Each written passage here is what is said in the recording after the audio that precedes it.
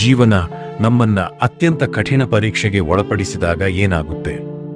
ಅಂತಹ ಒಂದು ನೋವಿನ ಸಂದರ್ಭದಿಂದ ಒಂದು ಅದ್ಭುತವಾದ ಸಾಧನೆ ಹೇಗೆ ಹುಟ್ಟಿಕೊಳ್ಳಬಹುದು ಅಂತ ಇವತ್ತು ನೋಡೋಣ. ಅಂದ್ರೆ ಇದು ಕೇವಲ ಅಂಕಗಳ ಕಥೆಯಲ್ಲ, ಇದು ಅಚಲವಾದ ಸಂಕಲ್ಪ ಹಾಗೂ ದುಃಖವನ್ನೇ ಮೆಟ್ಟಿ ನಿಂತ ಧೈರ್ಯದ ಕಥೆ. ಒಮ್ಮೆ ಈ ಸಂಖ್ಯೆ ನೋಡಿ, 600ಕ್ಕೆ 600. ಅಬ್ಬಾ, ಇದು ಬರೀ ಒಂದು ಸ್ಕೋರ್ ಅಷ್ಟೇ ಅಲ್ಲ, ಇದು ಪರಿಪೂರ್ಣತೆ. ಕರ್ನಾಟಕದ ದ್ವಿತೀಯ PUC ಪರೀಕ್ಷೆಗಳಲ್ಲಿ ಅಕಾಡೆಮಿಕ್ ಸಕ್ಸಸ್ನ ಪೀಕ್ ಅಂತಾನೆ ಹೇಳಬಹುದು. ಪ್ರತಿಯೊಬ್ಬ ವಿದ್ಯಾರ್ಥಿಯು ಕಾಣೋ ಕನಸಲ್ವಾ? ಆದರೆ ಈ ಪರ್ಫೆಕ್ಷನ್ ಸಾಧಿಸೋಕೆ ಏನು ಬೇಕು? ಬರೀ ಕಷ್ಟಪಟ್ಟು ಓದಿದ್ರೆ ಸಾಕಾಗುತ್ತಾ? ಅಥವಾ ಅದನ್ನು ಮೀರಿ ನಮ್ಮ ಹೃದಯವನ್ನೇ ಕಲುಕುವಂತಹ ಒಂದು ಶಕ್ತಿ ಬೇಕಾ? ಬನ್ನಿ, ಈ ಅಂಕಗಳ ಹಿಂದಿರೋ ನಿಜವಾದ ಕಥೆ ಏನು ಅಂತ ತಿಳ್ಕೊಳ್ಳೋಣ. ಈ ಸಾಧನೆ ಮಾಡಿರೋದು ಮೂಡುಬಿದ್ರೆಯ ಆಳ್ವಾಸ್ ಕಾಲೇಜಿನ ವಿದ್ಯಾರ್ಥಿನಿ ದಿಶಾ. ಕಾಮರ್ಸ್ ವಿಭಾಗದಲ್ಲಿ ಈ ಪರ್ಫೆಕ್ಟ್ ಸ್ಕೋರ್ ಮಾಡಿ ಸ್ಟೇಟ್ಗೆ ಟಾಪರ್ ಆಗಿದ್ದಾರೆ. ಇಡೀ ರಾಜ್ಯ ಅವರ ಸಕ್ಸಸ್ ಅನ್ನ ಸೆಲೆಬ್ರೇಟ್ ಮಾಡ್ತಿದೆ. ಆದರೆ ದಿಶಾ ಅವರ ಈ ಜರ್ನಿ ಒಂದು ದೊಡ್ಡ ವೈಯಕ್ತಿಕ ದುರಂತದಿಂದ ಕೂಡಿದೆ. ಆ ನಗುವಿನ ಹಿಂದಿನ ಕಥೆ ನಿಜಕ್ಕೂ ಎದೆ ನಗಿಸುವಂಥದ್ದು. ಸನ್ನಿವೇಶ ಹೀಗಿತ್ತು. ಸೆಕೆಂಡ್ PUC ಎಕ್ಸಾಮ್ ನಡೀತಾ ಇತ್ತು. ದಿಶಾ ಫುಲ್ ಫೋಕಸ್ಡ್ ಆಗಿ ತುಂಬಾ ಚೆನ್ನಾಗಿ ಎಕ್ಸಾಮ್ ಬರೀತಾ ಇದ್ರು.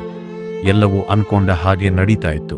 ಈ ಟೈಮ್ಲೈನ್ ನೋಡಿದ್ರೆ ನಮಗೆ ಈ ಕಥೆಯೊಳಗಿನ ನೋವು ಇನ್ನಷ್ಟು ಸ್ಪಷ್ಟವಾಗಿ ಅರ್ಥವಾಗುತ್ತೆ ನೋಡಿ. ಎಕ್ಸಾಮ್ ಶುರುವಾಗಿ ಮೊದಲ 3 ಪರೀಕ್ಷೆಗಳು ಹೋಗಿತಿತ್ತು ಅಷ್ಟೇ. ಆದರೆ ಇನ್ನೂ 3 ಇಂಪಾರ್ಟೆಂಟ್ ಪೇಪರ್ಸ್ ಬಾಕಿ ಇರುವಾಗಲೇ ದಿಶಾ ತನ್ನ ಜೀವನದ ಆಧಾರ ಸ್ತಂಭ, ತನ್ನ ಅಮ್ಮನನ್ನೇ ಕಳೆದುಕೊಳ್ಳಬೇಕಾಯಿತು. ಪರೀಕ್ಷೆ ಚೆನ್ನಾಗಿ ಬರಿ ಮಗಳೇ. ಇವು ಆ ತಾಯಿ ಮಗಳು 3ನೇ ಎಕ್ಸಾಮ್ಗೆ ಹೋಗೋಕೆ ಮುಂಚೆ ಹೇಳಿದ ಕೊನೆ ಮಾತುಗಳು.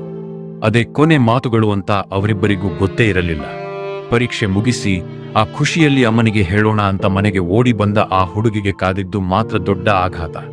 ಪ್ರೀತಿಯ ಸ್ವಾಗತದ ಬದಲು ಅಮ್ಮನ ನಿರ್ಜೀವ ದೇಹ. ಆ ಕ್ಷಣವನ್ನ ಊಹಿಸಿಕೊಳ್ಳೋಕ್ಕೂ ಆಗಲ್ಲ. ಸೊ ಈಗ ದಿಶಾ ಮುಂದೆ ಇದ್ದಿದ್ದು ಒಂದು ದೊಡ್ಡ ಸವಾಲು. ಒಂದು ಕಡೆ ಆಕಾಶವೇ ತಲೆ ಮೇಲೆ ಬಿದ್ದಂತಹ ದುಃಖ, ಇನ್ನೊಂದು ಕಡೆ ಭವಿಷ್ಯವನ್ನೇ ನಿರ್ಧರಿಸೋ ಇನ್ನೂ 3 ಪರೀಕ್ಷೆಗಳು. ಏನ್ ಮಾಡಬೇಕು? ಹತಾಶರಾಗಿ ಕೂರೋದಾ ಅಥವಾ ಸಂಕಲ್ಪದಿಂದ ಹೋರಾಡೋದಾ? ಅವರ ಮನಸ್ಸಿನೊಳಗಿನ ಆ ಹೋರಾಟ ಹೇಗಿತ್ತು ಗೊತ್ತಾ? ಒಂದು ಕಡೆ ಅಮ್ಮ ಇಲ್ಲ ಅನ್ನೋ ಸಹಿಸೋಕಾಗದ ದುಃಖ, ಪರೀಕ್ಷೆ ಬರಿಬೇಕಾದ್ರೆ ಕೂಡ ಕಣ್ಣಿಂದ ನೀರು ಬರ್ತಾ ಇತ್ತು. ಆದರೆ ಇನ್ನೊಂದು ಕಡೆ ಅದೇ ದುಃಖವನ್ನೇ ತನ್ನ ಶಕ್ತಿಯಾಗಿ ಮಾಡಿಕೊಂಡ್ರು. ಅಮ್ಮನ ಕನಸು ನನಸು ಮಾಡಲೇಬೇಕು ಅನ್ನೋ ಛಲ ಅವರನ್ನು ಹಿಡಿದಿಟ್ಟಿತ್ತು. ಇದೇ ಆ ಟರ್ನಿಂಗ್ ಪಾಯಿಂಟ್. ದಿಶಾ ಒಂದು ನಿರ್ಧಾರಕ್ಕೆ ಬಂದ್ರು, ತನ್ನ ನೋವನ್ನೇ ತನ್ನ ಶಕ್ತಿಯನ್ನಾಗಿ ಪರಿವರ್ತಿಸಬೇಕು ಅಂತ. ಪರೀಕ್ಷಾ ಹಾಲಲ್ಲಿ ಕಣ್ಣೀರು ಸುರಿಸುತ್ತಾನೆ. ಅಮ್ಮನ ಕನಸೊಂದೇ ಅವರ ಗುರಿಯಾಯಿತು. ದಿನಗಳು ಕಳೆದವು. ಕೊನೆಗೆ ರಿಸಲ್ಟ್ಸ್ ದಿನ ಬಂತು. ಸಾವಿರಾರು ವಿದ್ಯಾರ್ಥಿಗಳ ಹಾಗೆ ದಿಶಾಗೂ ಒಂದು ರೀತಿಯ ಆತಂಕ ಇದ್ದೇ ಇತ್ತು. ಆದರೆ ಆತಂಕಕ್ಕಿಂತ ಹೆಚ್ಚಾಗಿ ಒಂದು ಭರವಸೆ ಅವರಲ್ಲಿತ್ತು. ತನಗೆ 600ಕ್ಕೆ 600 ಮಾರ್ಕ್ಸ್ ಬಂದಿದೆ ಅಂತ ಗೊತ್ತಾದ ತಕ್ಷಣ ಅವರ ಬಾಯಿಂದ ಬಂದ ಮೊದಲ ಮಾತು, ಅಮ್ಮ ನಾನು ಮಾಡಿಬಿಟ್ಟೆ. ಆ ಒಂದೇ ಒಂದು ಕೂಗಿನಲ್ಲಿ ಎಲ್ಲವೂ ಇತ್ತು. ಗೆಲುವಿನ ಸಂಭ್ರಮ, ತಾಯಿಯನ್ನ ಕಳೆದುಕೊಂಡ ನೋವು, ಆಕೆಗೆ ಕೊಟ್ಟ ಮಾತನ್ನ ಉಳಿಸಿಕೊಂಡ ತೃಪ್ತಿ ಎಲ್ಲವೂ. ದಿಶಾ ಅವರೇ ಹೇಳ್ತಾರೆ, ನನ್ನ ತಾಯಿ ನನ್ನ ಬ್ಯಾಕ್ ಬೋನ್. ನಾನು ಚೆನ್ನಾಗಿ ಓದಿ ಏನಾದ್ರೂ ದೊಡ್ಡದು ಸಾಧಿಸಬೇಕು ಅಂತ ಅವರು ಯಾವಾಗಲೂ ಹೇಳ್ತಿದ್ರು ನೋಡಿ. ಆ ತಾಯಿಯ ನಂಬಿಕೆಯೇ ಈ ಸಾಧನೆಗೆ ಅಡಿಪಾಯ.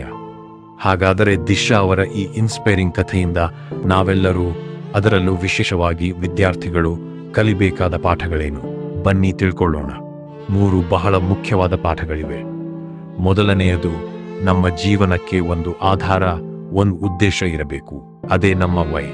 ಎರಡನೆಯದು, ನಮ್ಮ ಭಾವನೆಗಳು, ಅದು ನೋವೇ ಆಗಿರಲಿ ಖುಷಿನೇ ಆಗಿರಲಿ, ಅದನ್ನ ನಮ್ಮ ಗುರಿ ಕಡೆಗೆ ಒಂದು ಫ್ಯೂಯಲ್ ತರ ಬಳಸಿಕೊಳ್ಳೋ. ಮತ್ತು ಕೊನೆಯದು, ನಮ್ಮ ಸಾಧನೆ ಮೂಲಕ ನಾವು ಪ್ರೀತಿಸೋರನ್ನ ನೆನಪಿಸಿಕೊಳ್ಳೋದು, ಗೌರವಿಸೋದು. ಇದಕ್ಕಿಂತ ದೊಡ್ಡ ಮೋಟಿವೇಶನ್ ಬೇರೆ ಇಲ್ಲ. ದಿಶಾ ಅವರ ಕಥೆ ನಮಗೊಂದು ಸತ್ಯವನ್ನು ತೋರಿಸುತ್ತೆ. ನಮ್ಮ ಜೀವನದ ಅತ್ಯಂತ ಕಷ್ಟದ ಕತ್ತಲೆಯ ಸಮಯದಲ್ಲೂ ಕೂಡ ಒಂದು ಸ್ಪಷ್ಟವಾದ ಉದ್ದೇಶ ನಮ್ಮನ್ನು ಬೆಳಕಿನ ಕಡೆಗೆ ಕರ್ಕೊಂಡು ಹೋಗುತ್ತೆ. ಹಾಗಾದರೆ ನಮ್ಮ ಜೀವನದಲ್ಲಿ ಸಂಕಷ್ಟಗಳು ಬಂದಾಗ ನಮ್ಮನ್ನು ಮುಂದೆ ನಡೆಸುವ ಆ ಉದ್ದೇಶ ಯಾವುದು? ಇದನ್ನು ನಾವೆಲ್ಲರೂ ಯೋಚಿಸಬೇಕು.